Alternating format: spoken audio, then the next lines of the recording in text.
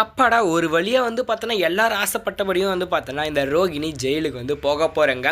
ஏன்னு பார்த்தோன்னாக்கா, அந்த இடத்துல நம்ம ரோகிணி என்ன பண்ணிட்டாங்கன்னா, நம்ம மனோஜை ஏமாத்தி திருமணமும் பார்த்தோன்னா பண்ணியிருக்காங்க. அந்த ஒரு சமயத்தில நம்ம மனோஜுமே பார்த்தோன்னாக்கா, இந்த விஷயம் தெரியாம அந்த இடத்துல ரொம்ப காதல பார்த்தோன்னாக்கா, நம்ம ரோகிணி மேல பார்த்தோன்னாக்கா வச்சிருப்பாங்க. என்னதான் நம்ம ரோகிணி அந்த இடத்துல அத்தனை வில்லத்தனம் பண்ணாலும், ஒரு பக்கம் காதலும், இன்னொரு பக்கம் வெறுப்புமே நம்ம மனோஜை பார்த்தோன்னாக்கா தடை செஞ்சிட்ருக்கு. என்னதான் ஆச்சு இந்த மனோஜுக்கு? ஏன் பார்த்தீங்கன்னாக்கா விவாகரத்து கொடுத்தும் திரும்பவும் பார்த்தீங்கன்னா இந்த ரோகிணியை பற்றி யோசிக்கிறாங்க அப்படின்னு சொல்லிட்டு நிறைய குழப்பங்கள் நமக்குள்ளே ஓடிட்டுருக்கும். ஆனால் இந்த சமயத்தில் பார்த்தீங்கன்னாக்கா இந்த ரோகிணி ஜெயிலுக்கு போகிறதா சரியான ஒரு விஷயம்.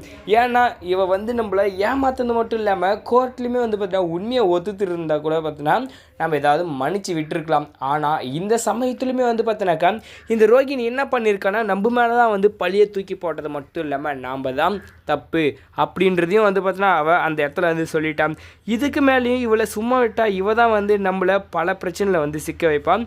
இது நமக்கு தேவையில்லாத ஒரு செயல் அப்படின்னு சொல்லிட்டு அந்த இடத்துலையுமே பார்த்தீங்கன்னாக்கா இந்த மனோஜ் என்ன பண்ணாருனாக்கா ஒரு பக்கம் ஆசையை கூட்டிகிட்டு போகிறதுக்கு இன்னொரு பக்கம் பார்த்தோன்னாக்கா யோசிச்சு பார்த்துட்டு வேணாம் தேவையில்லாத பிரச்சனை நாம்ளே உருவாக்கி கூடாது அப்படின்றதையும் பார்த்தீங்கன்னா அவர் தெளிவாக புரிஞ்சுக்கிட்டாங்க.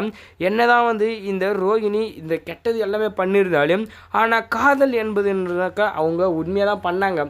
ஆனால் அதை ரொம்பவே பார்த்தீங்கன்னாக்கா மறைச்சி அந்த இடத்துல நிறைய ஃப்ராடு வேலை பண்ணனால்தான் இப்போ மனோஜுக்குமே ரொம்பவும் கோவம் வந்தது.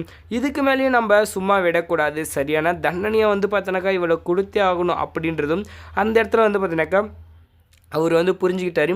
மேலும் பார்த்தீங்கன்னா ரோகிணி நம்மளை பார்த்தோன்னா என்ன பண்ண போகிறா, பிரச்சனையில் தான் சிக்க வைப்பா. இனிமேலும் நாம் பார்த்தீங்கன்னாக்கா இவ்வளோ பிரச்சனையில் பார்த்தீங்கன்னா என்ன பண்ணக்கூடாது, விடக்கூடாது, நாம்ளும் போகவும் கூடாது.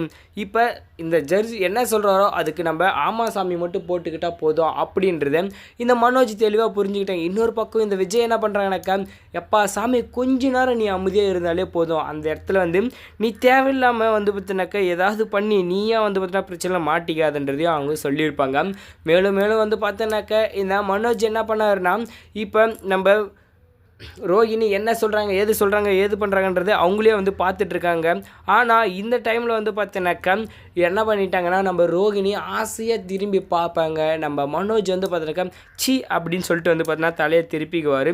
இந்த சமயத்தில் நம்ம ரோகிணிக்கு இந்த அவமானம் தேவை தான். ஏன்னா அந்த இடத்துல பார்த்தோன்னாக்கா நம்மளுக்கு பார்த்தோன்னா எப்படியாவது நம்ம மனோஜ் கிடச்சிருவாங்க. இதனால் இந்த மீனாவும் சரி இந்த முத்தும் சரி நம்மளுக்கு பார்த்தீங்கன்னாக்கா பெரிய பிரச்சனையை உருவாக்கிட்டாங்க. இவங்க ரெண்டு பேரையும் பார்த்தீங்கன்னாக்கா நம்ம சும்மா விடக்கூடாதுன்றதும் அவங்க பார்த்தீங்கன்னாக்கா மனசுக்குள்ள இதுன்னுட்டு இருக்காங்க. ஆனால் போக பார்த்தீங்கன்னாக்கா இந்த மனோஜோட சுயரூபமும் பார்த்தீங்கன்னா கூடிய சீக்கிரம் வெளியே வரும். என்ன தான் இந்த மனோஜ் நல்லவராக இருந்தாலும் அந்த இடத்துல பார்த்தீங்கன்னாக்கா மனசாட்சின்றது ஒன்று எனக்கு பார்த்தீங்கன்னா உறுத்த ஆரம்பிக்குது. என்னால் பார்த்தீங்கன்னாக்கா மீனாவை விட்டு கொடுக்க முடியல. நீங்கள் எல்லாருமே அவள் தப்புன்னு தான் சொல்கிறீங்க, எனக்குமே அது துரோகமாக தான் தெரியுது. ஆனால் இருந்தாலும் அவள் பார்த்தீங்கன்னாக்கா என் மேலே உண்மையான பாசத்தை தான் வச்சுருக்கேன்னு சொல்லிட்டு கடைசியில் பார்த்தீங்கன்னாக்கா ரோஹிணி கையை பிடிச்சி இந்த வீட்டுக்கு கூட்டிகிட்டு வந்துட்டாருன்னா இன்னும் வேறு லெவலில் தான் இருக்கும்.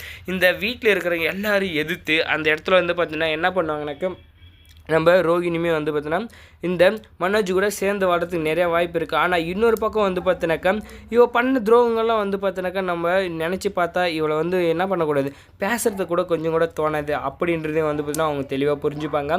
முக்கியமாக இந்த டைமில் பார்த்தீங்கன்னா நம்ம ரோகிணியும் நம்ம மனோஜும் பார்த்தீங்கன்னா ஒன்று சேரணும் அப்படின்னு நினைக்கிறவங்க மட்டும் வீடியோக்கு லைக் போட்டுக்கோங்க. ஏன் அப்படின்னு பார்த்தீங்கன்னாக்கா இப்போ அந்த குழந்தையுமே பார்த்தீங்கன்னா காப்பாற்ற வேறு வழி இல்லாமல் இன்னொரு பக்கம் பார்த்தீங்கன்னா நம்ம கல்யாணம் பண்ணியுமே நம்மளை இந்த இடத்துலையும் வாழ முடியாமல் அந்த இடத்துலையும் வாழ முடியாமல் என்னடா பொழப்பு அப்படின்ற மாதிரி ரொம்ப மனசை தளர்வு விட்டுருக்காங்க. இப்போ இந்த அவமானத்தில் பார்த்தீங்கன்னாக்கா அவங்க ஃப்ரெண்டுங்களையுமே சாட்சி சொல்லி எல்லாமே பெரிய குழப்பமாக உருவாயிடுச்சு அவங்களுக்கு. இனிமேலும் பார்த்தீங்கன்னா நம்ம ரோகிணி நம்ம மனோஜ் புருஷன் முன்னாட்டியாக வாழ்வாங்களா மாட்டாங்களா அப்படின்றத உங்களோட கருத்தை கமெண்ட் தெரிஞ்சுங்க. தேங்க்ஸ் ஃபார் வாட்சிங்.